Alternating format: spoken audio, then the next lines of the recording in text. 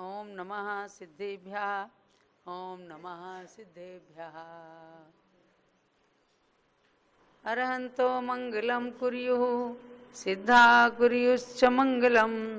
आचार्या पाठकाश्चापि साधुवो मम मंगलम्। साधुवो तव मंगलम्।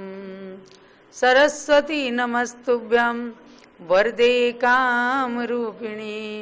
विद्यारंभं करिष्यामि सिद्धिर्भवतु मे सदा। सिद्धिर्भवतु मे सदा। सरस्वती सभा मध्ये सुलक्ष्मी ज्ञानरूपिणी। कल्याणी सर्वलोकस्य माता ज्ञानमती मता। जवलो पंच परमेष्ठी भगवान की जय।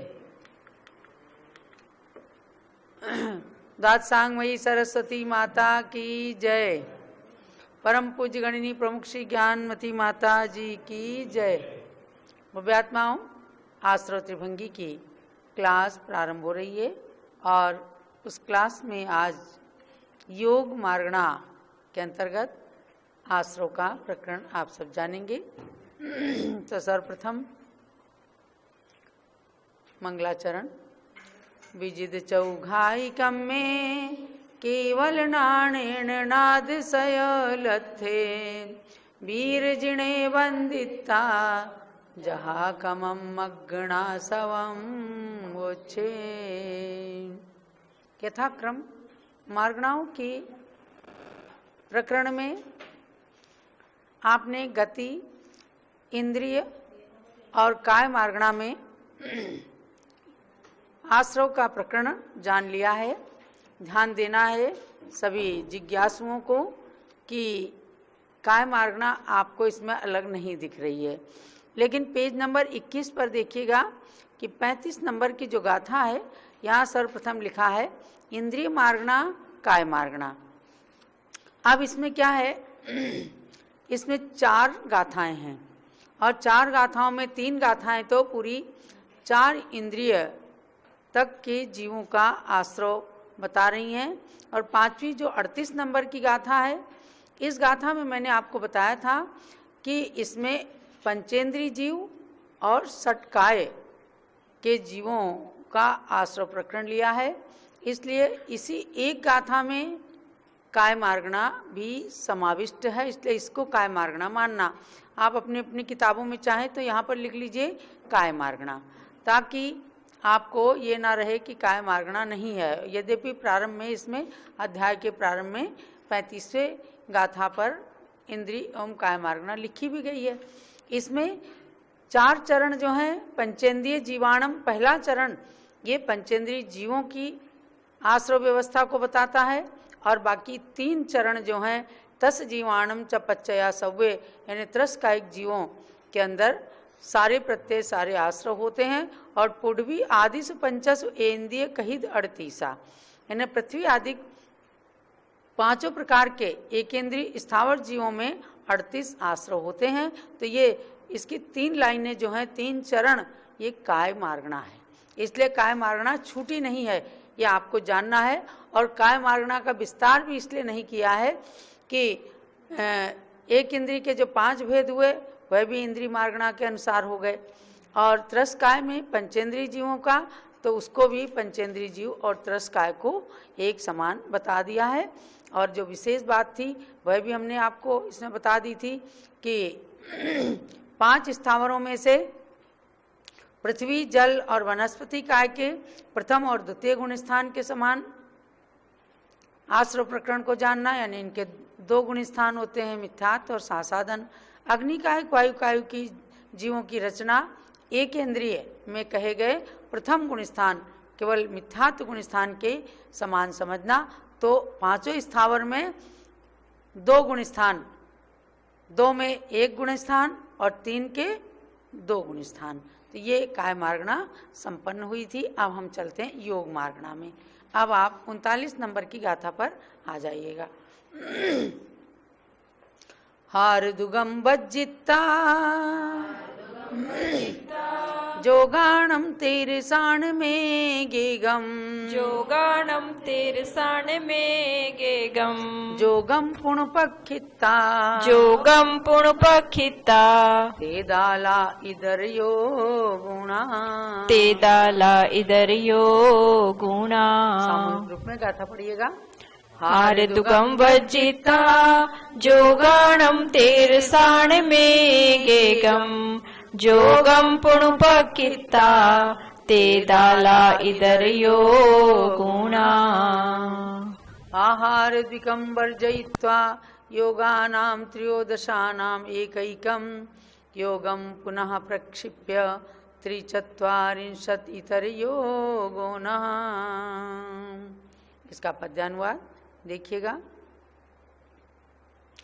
15 योगों में आहारक द्विक बिना जो होते बिना बचे जो 13 योग, एक एक ही योग मिलाकर बनता आश्रव का संयोग। सभी 5 मिथ्यात्व अविरति, 12 और कसाय 25, अपने अपने एक योग संग आश्रव होते 43। और फिर इसका उदाहरण भी दिया इसी 39 नंबर की गाथा में। जैसे एक योग औदारिक काय योग में घटित करें, योग एक मिथ्यात्व 5, 12 अविरति का जोड़ करें, और 25 कसाय मिलाकर 43 का योग बना। इसी तरह से सब योगों में आश्रव 43 कहा। ये भावार्थ भी इसका लेकर के और इसमें पूरा अर्थ गर्भित किया गया है। अब हमें योग मार्गणा के अंदर सर्वप्रथम ये जानना है कि योग कहते किसे हैं और योग के भेद कितने हैं। अर्थात योग आपने जाना था काय वांग मनः कर्म योगा, काय वचन और मन, ये 3 योग हैं और इन तीनों के परिस्पंदन से आत्मा में जो क्रिया होती है स आश्रवः, उसको कहते हैं आश्रव। अब आचार्य श्री नेमिचंद्र सिद्धांत चक्रवर्ती के शब्दों में जानिए कि योग क्या होता है। योग मार्गणा का मतलब क्या है। पुग्गल विवाही देहो दयेन मणवयन काय जूतस, जीवस्य जाहु सत्ति कम्मागम कारणम जोगो। पुद्गल विपाकि देहोदयेन मनोवचन काय युक्तस्य, जीवस्य याहि शक्ति कर्मागम कारणम योगः। अभ्यात्माओं, इसमें ही कहा गया, इस सिद्धांत को अच्छे से समझना। पुद्गल विपाकी शरीर नाम कर्म के उदय से मन वचन काय से युक्त जीव की जो कर्मों को ग्रहण करने की कारणभूत शक्ति है उसे योग कहते हैं। ये शरीर क्या है, ये पुद्गल है, इसलिए इसको कहा पुद्गल विपाकी शरीर नाम कर्म। और उस शरीर नाम कर्म के उदय से फिर क्या होता है, जीव के अंदर यानी आत्मा के अंदर जो मन वचन काय से युक्त जो कर्मों को ग्रहण करने की शक्ति आ जाती है, यानी तीनों योगों का जो परिस्पंदन होता है, आत्मा में हलन चलन होता है, बस इसी का नाम है योग। यानी कि आत्मा की अनंत शक्तियों में से एक योग शक्ति भी है। आज बड़ी तेजी से योगा चलता है शरीर को स्वस्थ बनाने के लिए, लेकिन यहाँ योग मार्गणा जो है वह शारीरिक शक्ति को वृद्धिंगत करने के लिए काय योग है, वो योगा के नाम से प्रसिद्ध हुआ है। लेकिन यहाँ पर जो योग है यानी कि योग शक्ति है आत्मा की, उसके 2 भेद माने हैं, भाव योग और द्रव्य योग। भाव योग क्या है कि शरीर नाम कर्म के उदय से और पुद्गल विपाकी अंगोपांग नाम कर्म के उदय से मन वचन काय पर्याप्ति जिसकी पूर्ण हो चुकी हैं और जो मन वचन काय वर्गणा का अवलंबन रखता है, ऐसे संसारी जीव की जो समस्त प्रदेशों में रहने वाली कर्मों के ग्रहण करने की कारणभूत जो शक्ति है उसको, उस शक्ति को भाव योग कहा है। और इसी प्रकार जीव के प्रदेशों का जो परिस्पंदन हुआ तो वह द्रव्य योग कहलाया। अब इसकी डिटेल में ना जा करके हम योग मार्गणा में आश्रव की बात बताने के लिए आपके पास आ रहे हैं। अर्थात अब आप समझिए, जिस 39 नंबर की गाथा को आपने आश्रव त्रिभंगी में पढ़ा है, उसके अंदर कहा हार दुगम वज्जिता, माने आहारक द्विक को छोड़कर। पहले जानना है कि योग के कितने भेद हैं? 15। 15 में 4 मनोयोग, 4 वचन योग और 7 काय योग। इनके नाम सब जानते हैं, सत्य असत्य उभय अनुभय। सत्य असत्य उभय अनुभय, ये 4 मनोयोग, 4 वचन योग।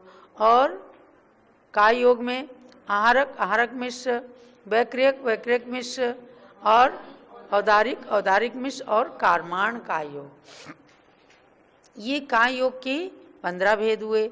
अब इन 15 भेदों में से कहा कि आहारक द्विक को छोड़ करके शेष 13 योगों में जिसमें आश्रव को घटित करना है, ध्यान से सुनना, जिस योग के अंदर भी मार्गणा के अंदर आश्रव को घटित करना है वह एक योग, उस एक योग को लेना। और 5 मिथ्यात्व, 12 अविरति, 25 कसाय, ये 43 आश्रव एक योग संबंधी होते हैं। अब यहाँ बात यह है कि आहारक द्विक को क्यों छोड़ दिया? तो आहारक द्विक एक ऐसी प्रकृति है या ऐसा काय योग है कि जो केवल छठे गुण स्थानवर्ती मुनिराजों को ही होता है। उसके आश्रव की बात आगे की गाथा में आप स्वयं आचार्य श्रुत मुनि के शब्दों में जानेंगे। यहाँ पर 13 योगों में आश्रव की बात को कहा है, तो आप चाहे मनोयोग ले लें और चाहे काय योग ले लें, कोई भी एक योग को लेने के बाद और उसके बाद में ये जो कहे हैं कि एक योग, जैसे मनोयोग आपने ले लिया तो आप मनोयोग के अंदर फिर 3 मन के, 4 वचन के और 5 काय के, इसमें 12 योग छूट जाएंगे, एक खाली मनोयोग रह जाएगा। और औदारिक काय योग में जैसे आप लेंगे तो औदारिक काय योग के 43 आश्रव कैसे बनेंगे? एक औदारिक काय योग, 5 मिथ्यात्व, 12 अविरति और 25 कसाय। इस प्रकार से 43 आश्रव, 43 आश्रव एक योग में हो जाएंगे। इसी प्रकार से 13 योग में जिस योग के अंदर भी आश्रव को घटित करना है वह एक योग ले करके और 12 योग उसमें से घटा दिए जाते हैं। तो 12 को घटाने से 43 आश्रव बन जाते हैं। 43 आश्रव ही इसके अंदर माने गए हैं। तो अब हम आगे इसमें चलेंगे कि पहले लेंगे असत्य मनोयोग, उभय मनोयोग, असत्य वचन योग और उभय वचन योग में आश्रव की प्रकरण को आप देखिएगा।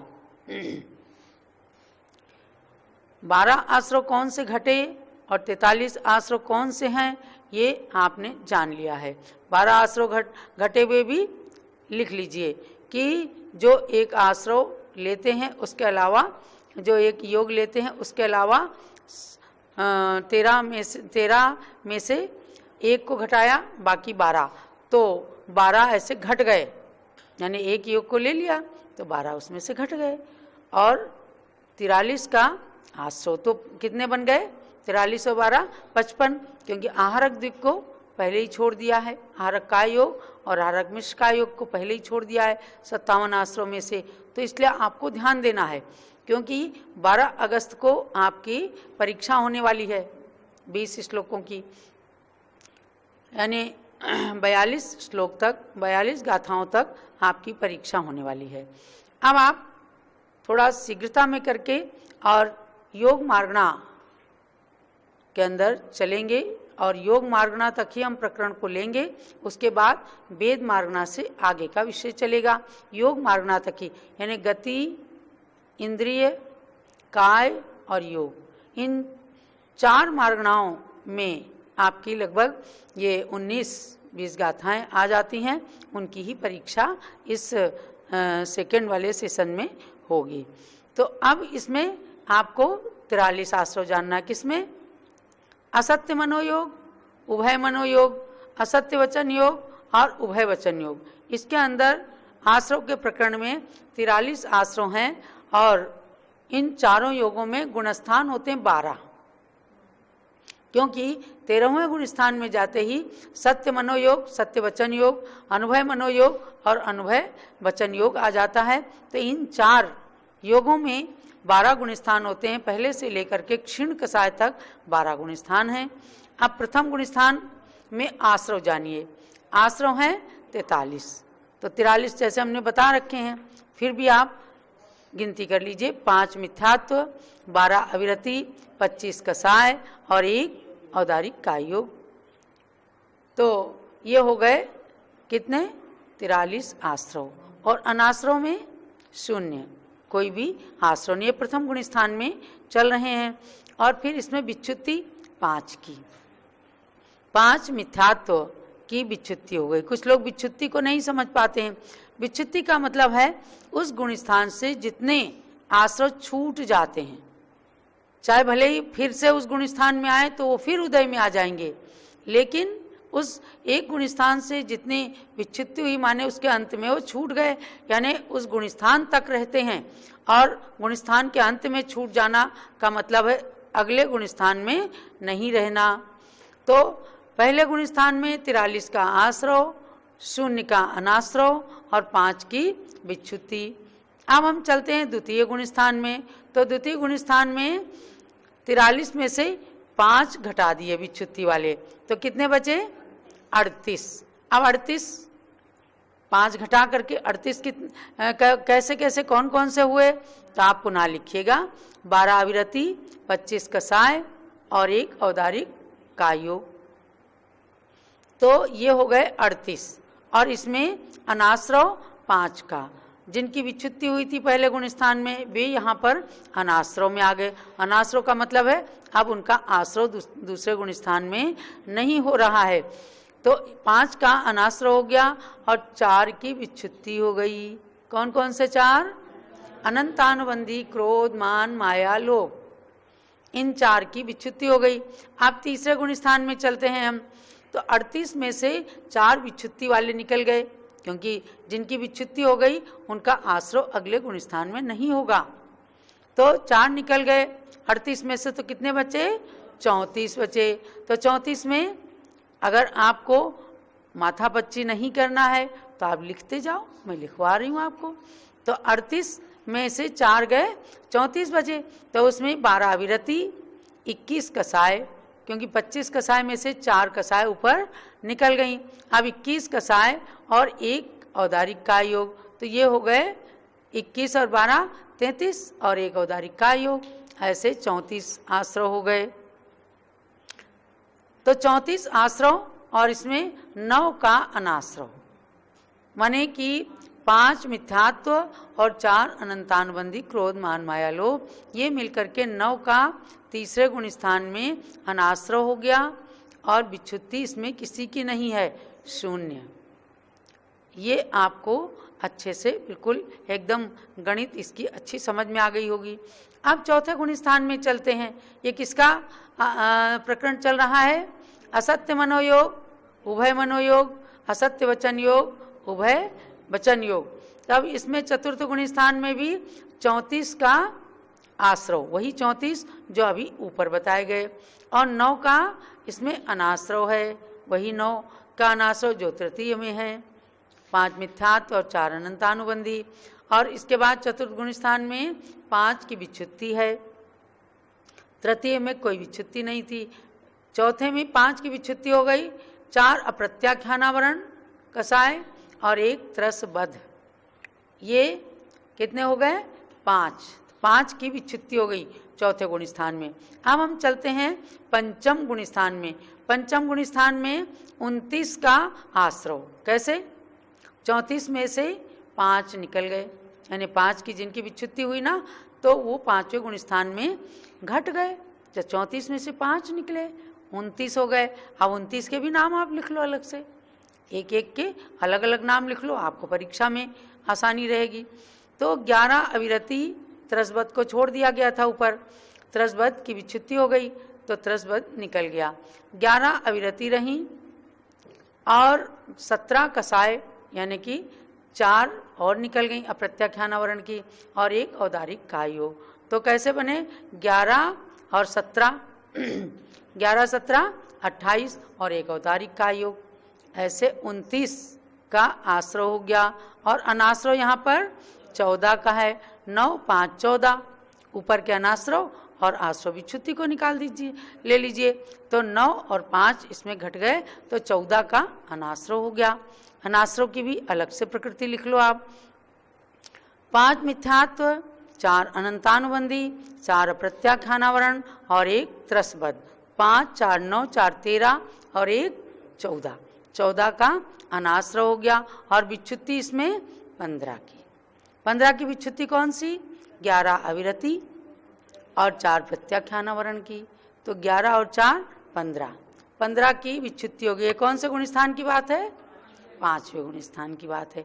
अब हम चलते हैं 6ठे गुण स्थान में। 6ठे गुण स्थान का नाम प्रमत्त विरत, यहाँ अर्थात यहाँ से मुनियों की श्रेणी शुरू हो जाती है।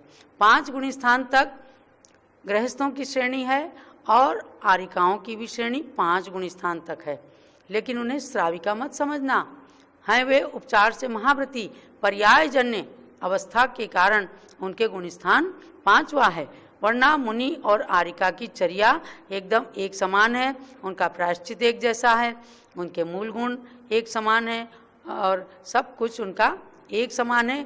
जैसे वे खड़े होकर के आहार लेते हैं, वैसे आरिकाएं करपात्र में ही बैठ के आहार लेती हैं। ये उनका मूल गुण है, वे खड़े होकर के ले ही नहीं सकती, तो खड़े होकर के आहार की जगह बैठ करके आहार, नग्नता की जगह, अचेलक की जगह एक साड़ी, क्योंकि वो नग्न नहीं रह सकती। इन 2 की बजाय आप ये सोचें कि 26 मूल गुण आ गए, नहीं, 26 नहीं है, 28 उनके स्थान पर ऐसे। तो ये व्यवस्था है कि वे स्त्री पर्याय में आरिका के व्रतों का पालन करती हैं, उपचार से महाव्रती हैं, और मूलाचार आदि ग्रंथों में उन्हें संयतिका भी कहा है। तो गुणस्थान पर्याय की अपेक्षा से स्त्रियों के गुणस्थान 6ठा हो ही नहीं सकता, इसलिए 5वां है। तो अब हम 6ठे में चलते हैं। 6ठे में मुनिराजों की बात है। तो 6ठे में कितने का आश्रव, जैसे जैसे ऊपर बढ़ते गए आश्रव कम होता गया, अनाश्रव ज़्यादा का होता गया। तो आश्रव है अब इसमें 14 का। 14 का आश्रव कैसे है, 29 का ऊपर आश्रव था और 15 की विच्छुत्ति, तो 29 में से 15 घटा दिया, बाकी बचे 14। तो 14 में क्या रहा, 13 कषाय, 4 संजलन और 9 9 कषाय, ये 13 कषाय और एक औदारिक का योग, इतने 14 का आश्रव है। और अनाश्रव है अब 29 का, जो ऊपर आश्रव में थी वो यहाँ अनाश्रव में आ गए। 29 का अनाश्रव, 5 मिथ्यात्व, ये संख्या थी ऊपर आश्रव की, यहाँ अनाश्रव की जो संख्या, अब उनकी गिनती करिए। 5 मिथ्यात्व, 12 अविरति, 12 कषाय, 4, तो कितने हो गए, 12 5 17 और 12 कषाय, 17 और 12 29 हो गए। तो ये 29 का अनाश्रव और इसमें विच्छुत्ति 0, कोई भी विच्छुत्ति नहीं है। 6ठे 7वें गुण स्थान में भी सेम इसी तरह से है, 14 का आश्रव, 29 का अनाश्रव और विच्छुत्ति किसी की भी नहीं। 6ठे और 7वें गुण स्थान में इसीलिए काल इनका अंतर मुहूर्त है, इसीलिए जो भी मुनिराज 6ठे 7वें गुण स्थान में रहते हैं झूला झूलते हैं, अर्थात ज़्यादा देर तक 6ठा भी नहीं रह सकता, ज़्यादा देर तक 7वां भी नहीं रह सकता, अंतर मुहूर्त में बदलता ही रहता है। अब 8वें गुण स्थान में चले तो यहाँ 8वें गुण स्थान में 14 का आश्रव, 14 का आश्रव, 13 कषाय, एक औदारिक का योग, ये 14 का आश्रव है 8वें में। और अनाश्रव 29 का है। तो 5 मिथ्यात्व, 12 अविरति, 12 कषाय, ये 29 का अनाश्रव। और अब विच्छुत्ति इसमें 6 की हो गई, तो हास्य आदि 6 9 कषाय, इसमें से हास्य रति अरति शोक भय जुगुप्सा ये 6 नौकसाएँ निकल गईं और अभी इसमें तीनों वेद बाकी हैं। तो 9वें से अब आगे 12वें तक का प्रकरण कल के लिए चलाएंगे। ये योग मार्गना आपको जानना है। पहले 4 प्रकार के योग हैं और उसके बाद में सत्य और अनुभव मनोयोग, सत्य और अनुभव वचन योग की प्रक्रिया तक मैं आपको ले चलूँगी। योग हम सब के पास योग हैं, मन भी है, वचन भी है, काय भी है। इन तीनों की चेष्टाओं से ही शुभ और अशुभ कर्मों का आश्रव और बंध होता है। इसीलिए कहा शुभा पुण्यस्य अशुभा पापस्य, यानी शुभ कर्म करने से पुण्याश्रव होता है, अशुभ कार्य करने से पाप का आश्रव होता है। तो भव्यात्माओं, ये जान करके 8 गुण स्थान तक के एक्सरसाइज आप योग के अंदर कर लेना। यही आज के स्वाध्याय का सार समझना है। जावाणी के ज्ञान ते सूजे लोकालोक, सोवाणी मस्तक चढ़ो सदा देत हूँ दो। हे जिनवाणी भारती तोय जपूं दिन रैन, जो तेरी शरणा गहे सो पावे सुख चैन। ज्ञानमति को नित नमो, ज्ञान कली खिल जाए, ज्ञान ज्योति की चमक में जीवन मम मिल जाए। जिनवाणी माता की जय। पूज्य गणी ज्ञानमती माता जी की जय।